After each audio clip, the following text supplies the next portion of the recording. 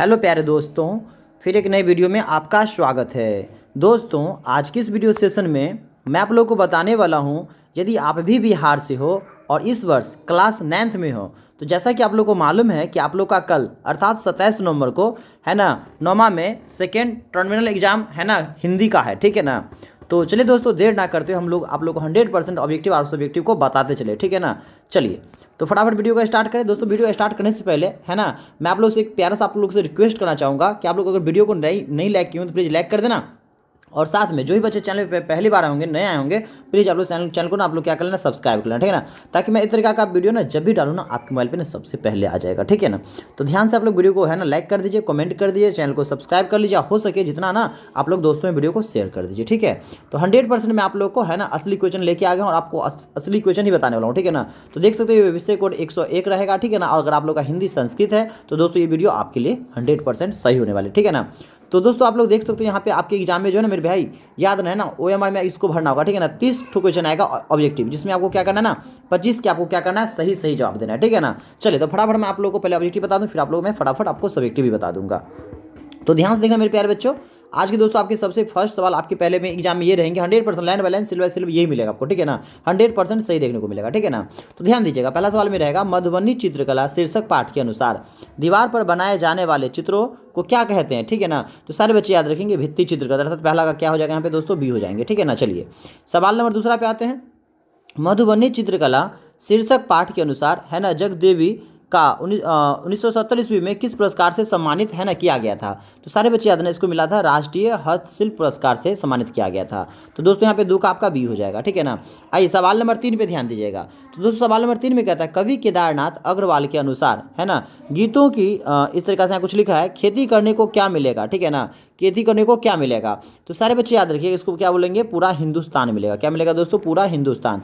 तो बच्चों 3 के यहाँ पे आपके बी हो जाएंगे। आइए सवाल नंबर सारे बच्चे 4 पे ध्यान दीजिएगा, ठीक है बच्चों। तो देखो 4 में क्या कहता है, ध्यान से देखना 4 नंबर सवाल को आप लोग। तो दोस्तों सवाल नंबर 4 में आपसे कहा जा रहा है, यहाँ पे ध्यान देना, आ रही कवि की, ठीक है ना, इस तरीका से लिखा है, शीर्षक कविता में मैदान छोड़कर कौन भागे, ठीक है ना। तो आप लोग याद रखेंगे है ना, तारकों की फौजी भागे, ठीक है। तो 4 का यहाँ पे ए हो जाएगा। आइए सवाल नंबर 5 पे सारे बच्चे ध्यान दीजिएगा। तो यार आपका सवाल नंबर 5, सवाल नंबर 5 पे सारे बच्चों को क्या करना है, ध्यान से देखते चलना है दोस्तों, ठीक है ना। तो 5 में कहता है, पठित पाठ के अनुसार है ना, किनका पग पग संगीत से भरा है, ठीक है ना। तो आप सारे बच्चे याद रखिएगा, महादेवी वर्मा। क्या हो जाएगा मेरे दोस्तों, महादेवी वर्मा का हो जाएगा, ठीक है ना। चलिए सवाल नंबर सारे बच्चों को 6 पे ध्यान देते चलना है, ठीक है ना। तो दोस्तों सवाल नंबर 6 में देखिए क्या लिखा है, पलक पावड़े शीर्षक पाठ के अनुसार साथ में रोली भरी थाली है ना लिए हुए कौन निकल रहा है, ठीक है ना। तो आप लोग याद रखेंगे, सूरज निकल रहा है। कौन निकल रहा है मेरे भाई, सूरज निकल रहा है। तो यहाँ पे 6 के आपके सी हो जाएंगे, ठीक है ना। आइए सवाल नंबर 7 पे ध्यान दीजिएगा। तो सवाल नंबर 7 में कहता है, खालसा पंथ की स्थापना किसने की थी, ठीक है ना। तो याद रखेंगे बच्चों, गुरु गोविंद सिंह ने किया था। तो बच्चों 7 के यहाँ पे सी हो जाएंगे, ठीक है ना। चलिए 8 नंबर सवाल पे ध्यान दीजिएगा है ना। और आपको 100% मैं कह सकता हूँ, ये 100% आपके कल एग्जाम में seal by seal question match कर जाएंगे, ठीक है ना। तो प्लीज़ जो भी बच्चे वीडियो को लाइक नहीं किया, आप लोग से प्यार से रिक्वेस्ट करेंगे, वीडियो को लाइक कर लेना और चैनल को साथ में सब्सक्राइब कर लेना, ताकि आप लोग को 10th में भी बहुत सारे मदद मिल सके, ठीक है ना। और जिन बच्चों को क्वेश्चन आंसर चाहिए, इस वाले नंबर पर आप लोग व्हाट्सअप करना, आप लोग को है ना क्वेश्चन आंसर की PDF मिल जाएंगे, 850786 3061, ठीक है ना। और आपको 10th के नए है ना व्हाट्सएप ग्रुप में भी जोड़ दिया जाएगा, ताकि आप लोग 10th का तैयारी भी अच्छा से अभी से कर सको, ठीक है। चलिए सवाल नंबर 8 पे ध्यान देना।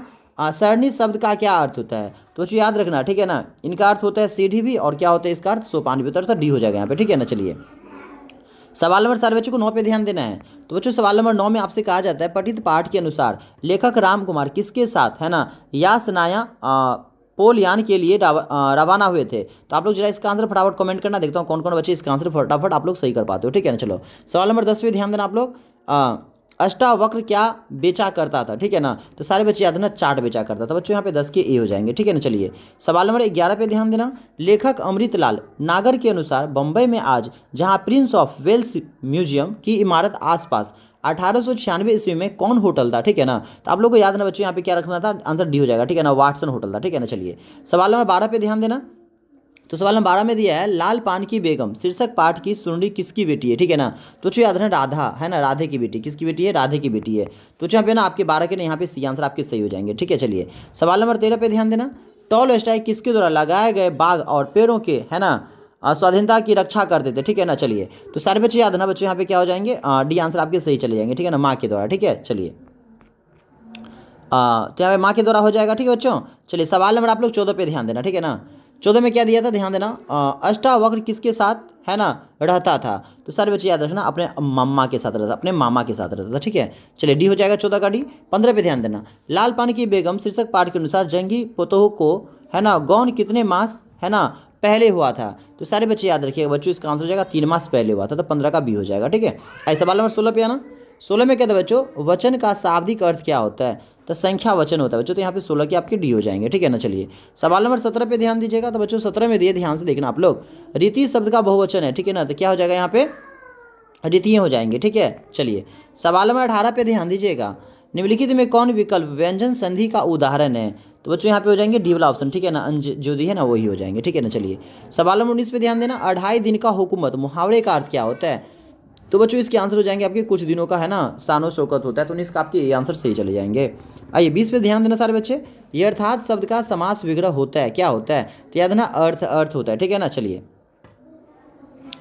अगला सवाल 21 नंबर पे आप लोग ध्यान देना, तो देखो बच्चों 21 में क्या दिया, महात्मा शब्द में है ना कौन से समास होते हैं, ठीक है ना, महात्मा में ना कौन से समास होते हैं, ठीक है ना, तो आप सारे बच्चे यहाँ पे याद रखना, ठीक है ना, क्या हो जाएंगे आपके कर्मधारय समास हो जाएंगे, ठीक है ना, महान है जो आत्मा, ठीक है ना। चलिए तो क्या हो जाएंगे आपके यहाँ पे 21 के ना आपके डी हो जाएंगे, ठीक है। चलिए सवाल नंबर 22 पे ध्यान देना, महर्षि शब्द है ना, महर्षि शब्द किस संधि का उदाहरण है, ठीक है बच्चों, तो आप सारे बच्चे यहाँ पे याद रखना है ना, क्या हो जाएंगे आपके गुण स्वर संधि हो जाएंगे, ठीक है। चलिए आइए अगला सवाल पे आते हैं, सवाल नंबर 23 पे आते हैं, तो 23 पे दिया बच्चों, शुभम आम खाता होगा है ना किस वर्तमान काल का उदाहरण है, ठीक है बच्चों, तो यहाँ पे हो जाएंगे संभाव्य वर्तमान काल का हो जाएगा। 24 पे ध्यान देना सारे बच्चे, तो बच्चों 24 में कहता है स्वाति से बैठा नहीं जाता है ना किस वाच्य का उदाहरण है, तो बच्चों इसके आंसर हो जाएंगे ना भाव वाच्य का हो जाएंगे, ठीक है ना। चलिए 25 पे ध्यान दीजिएगा सारे बच्चे, तो बच्चों 25 में कहता है निर्मला नहाकर भोजन करती है, ठीक है ना, इस वाक्य में है ना बताना कौन सी क्रिया है, ठीक है बच्चों, तो बच्चों इसके सही आंसर आपके क्या हो जाएंगे, यहाँ पे याद रखना क्या हो जाएंगे, नहाकर हो जाएंगे, ठीक है ना। चलिए सवाल नंबर 26 पे ध्यान देना, जी घबराता है किस क्रिया का उदाहरण है, ठीक है बच्चों, तो यहाँ पे बच्चों इसके सही आंसर हो जाएंगे ना सकर्मक क्रिया का उदाहरण है। आई 27 पे ध्यान देना, शिकारी ने शेर मारा है ना, इनमें कौन सा कारक, देखो शिकारी ने शेर मारा है ना, शिकारी ने क्या किया, शेर मारा, तो यहाँ पे क्या हो जाएंगे, तो फटाफट आप लोग 27 के आंसर फटाफट क्लियर कर देना, ठीक है ना। शिकारी ने क्या किया, शेर मारा, ठीक है ना, शिकारी ने शेर मारा, इनमें कौन से कारक है, ठीक है ना। चलिए फटाफट आप लोग को 27 के आंसर फटाफट कर देना, ठीक है ना। तो दोस्तों 27 के सी हो जाएंगे। चलिए हम लोग देखते हैं सवाल नंबर 28 को, तो दोस्तों देख सकते हो सवाल नंबर 28 आपके यहाँ पे आ गए हैं। 28 में दिया है निम्न में कौन विकल्प संप्रदान कारक का उदाहरण है, ठीक है, तो बच्चों इसके सही आंसर आपके हो जाएंगे ए, ठीक है ना, प्रतीक मोहन को रुपये देता है, ठीक है। आइए नेक्स्ट सवाल पे आते हैं, सवाल नंबर 29 पे, तो सवाल नंबर 29 में कहता है मेरे भाई ध्यान से देखना सवाल नंबर 29 को आप लोग, ठीक है ना। तो दोस्तों 29 में आप लोगों से कह रहा है यहाँ पे बौ का है ना, बौ का है ना, बौ का ब वर्ण का उच्चारण स्थान क्या होता है, प फ ब जो होता है ना इसका क्या होता है, ओष्ठ होता है, ठीक है ना, क्या होता है, ओष्ठ होता है। तो दोस्तों यहाँ पे 29 के ना आपके बी हो जाएंगे। सवाल नंबर 30 पे ध्यान देना, निम्न में कौन संयुक्त वर्ण नहीं है, ठीक है ना, तो आपके इसके सही आंसर क्या हो जाएंगे, सी हो जाएंगे, अर्थात तोरा हो जाएंगे, ठीक है दोस्तों। आइए हम लोग फटाफट सब्जेक्टिव क्वेश्चन को देख लेते हैं, तो देख सकते हो 150 से 200 शब्द में क्या करना है, निबंध लिखना किसी एक पे, गणतंत्र दिवस, मेरी दिनचर्या, छठ पूजा या मेरी जन्मभूमि, बहुत ही आसान है, इसमें से किसी पे एक पे निबंध लिखना, ठीक है ना। आइए दूसरा सवाल को देखते हैं, तो दूसरा सवाल आप लोग यहाँ पे देख सकते हो क्या दिया है, अपनी बहन की शादी का वर्णन करते हुए अपने मित्र के पास एक पत्र लिखा अथवा मलेरिया के प्रकोप पर छात्र और शिक्षक के बीच संवाद लिखें, इन दोनों में से किसी एक सवाल का आंसर करना है। आप तीसरा में आप लोग देख सकते हो इस तरीका से ना 5 को सवाल के जवाब देना, ठीक है ना।